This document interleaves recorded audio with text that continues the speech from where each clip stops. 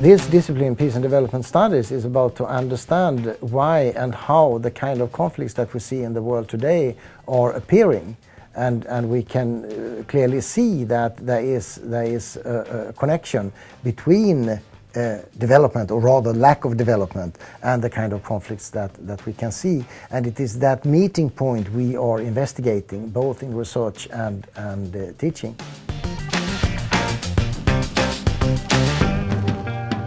Peace and Development Studies is an interdisciplinary area which combines international issues, international economics, politics, international law, gender issues, environmental issues, human rights issues, all that comes together. So you're going there What I find most interesting about it, and I think many of our students share that with us, it's a very practical field of study. It's not only theory that you study, but you go into case studies. You really deal with problems that countries face today and will most likely face in parts of the future, and how you can actually do something about it.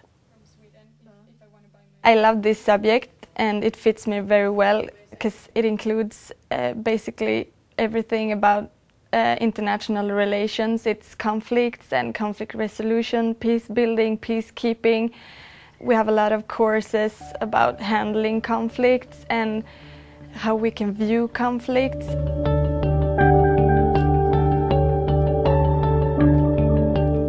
I'm particularly interested in the discipline Peace and Development Studies because I'm from a continent, Africa, marred by a series of crises: poverty, unemployment, diseases.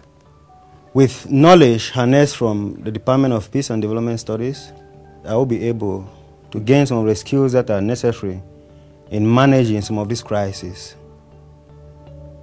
I think what distinguishes us from other areas is that everyone who works with us has practical experience. We have all worked and lived abroad in the developing world, and I think our practical experience and bringing that into teaching, that is extremely important for our students, and that is something that's very close to our hearts.